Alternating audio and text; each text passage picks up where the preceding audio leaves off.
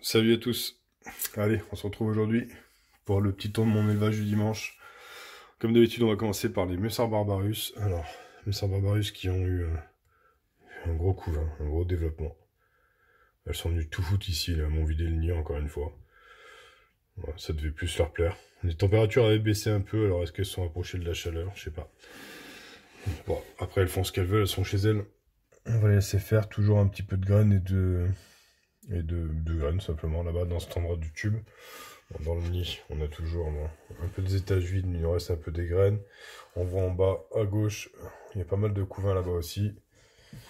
Donc du coup, ça commence à faire du couvain. Donc, joli major qui se promène. Au milieu, il y a une toute petite là qui est toute claire. Attendez, je vais essayer de me poser. Est-ce qu'on va avoir une mise au point? Je suis pas sûr. Donc ça avance bien. Ça avance bien. Dans cette terre de chasse, toujours l'activité. Je vais toujours pas enlever, je leur laisse du coup. Elles se partagent, elles sont toujours en train de grimper. Voilà. Dans cette terre de chasse là, eh ben, on voit qu'elles sont venues nous mettre des graines ici. Ce qu'elles faisaient pas avant. Elles sont venues m'en stocker un petit peu ici. Des potoirs au fond, toujours un peu de mortalité. Bon, ça on a l'habitude. Mais ça, il y a toujours un peu de mortalité. Je sais pas d'où ça vient, mais bon.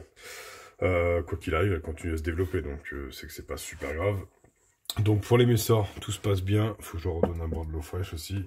On va passer, hop, sur ma l'Asus Niger. C'est ici je commence à perdre le nom. Donc on a un joli couvain. Tout se passe bien. On en a des clairs. Voilà. Dans l'air de chasse. Alors là, je l'aurais mis, c'était confiture d'abricot. Donc là, elle a quelques jours, donc il faut que je la vire. Voilà, elle commence à mettre leurs déchets dehors. Tout se passe bien pour elle aussi. Hop, on va essayer de mieux les voir. Elles ont une très très belle physiogastrie. Donc du coup, c'est qu'elles sont bien nourries. Donc ça avait l'air de bien marcher, la confiture d'abricot. Attendez, je vais redescendre le nid d'un étage. On va aller... Je vais essayer de la prendre. Attendez, parce que c'est pas facile. J'ai toujours pas mis la lumière à l'étage du dessous comme je voulais le faire, donc c'est pas évident. Hop, je vais vous la monter là. Voilà. On va passer sur... Maintenant, on a du mal à les voir dans cette boîte. Faut vraiment que je fasse quelque chose. Hop, on va passer sur la Mess Instructor. Donc bah là, direct au milieu, on voit encore une naissance. On voit de la nymphe. On voit la reine qui bouge bien. Elles ont stocké leurs graines. Depuis que j'aurais changé de tube, tout va bien. Tiens, on en a même une dans l'autre tube.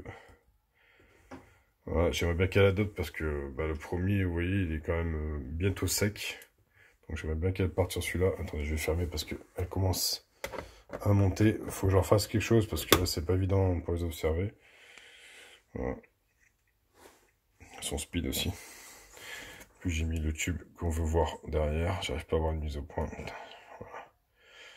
Donc très active. On voit encore sous la reine, on a encore une petite nymphe colorée. Enfin là, dans les mandibules de l'ouvrière. On a du couvain. Ça se développe bien. Ça se développe bien. Elle aura mis du temps. Hop, regardez, on a même 3 qui seront dans l'air de chasse le long du tube. Je vais vite les remettre au calme parce que du coup, c'est pas top. Voilà. Ah, j'ai fait bouger les tubes. Désolé.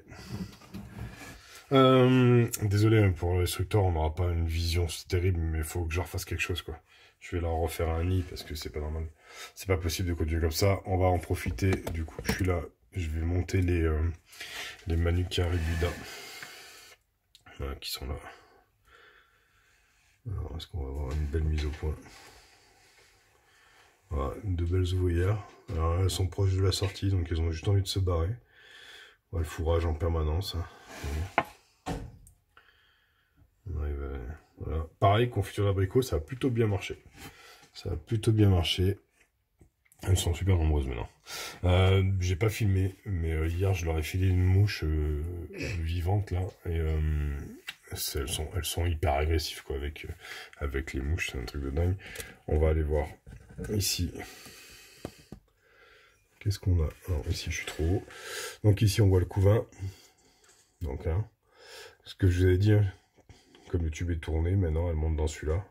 Donc les larves sont bien nourries, elles sont bien noires. Il y a un bon petit couvain ici. Je vais tourner le nid. On va regarder s'il n'y en a pas dans l'autre tube quand même un petit peu. Ah, si. Dans l'autre tube aussi. Alors, ce que vous allez le voir, je vais essayer de mettre comme ça. Là. Tic. Alors, attendez, je vais essayer de vous montrer ça de plus près. J'aimerais bien avoir une mise au point autre que sur le montant du nid. Voilà, ici aussi on a un joli couvain. Donc voilà, ça se développe bien. Tout se développe bien en ce moment. C'est cool. J'arrive pas à faire la mise au point. Là, on a encore des belles neuves bien colorées. Enfin, qui commencent à se colorer. Il y en a une bien noire au milieu. Voilà, il va encore y avoir du monde. Hein. Il va y avoir encore du monde. Donc ici, tout marche bien. Hop, je vais regarder un peu ici. Et on les voit se promener entre les deux tubes. Hop, je vais redescendre avant de casser quelque chose. Ça, c'est fait. Donc, on a fait ça et on va aller voir ma petite Lasus emarginatus. Donc, ah bah tiens, ma petite Lasus emarginatus qui a sa première ouvrière.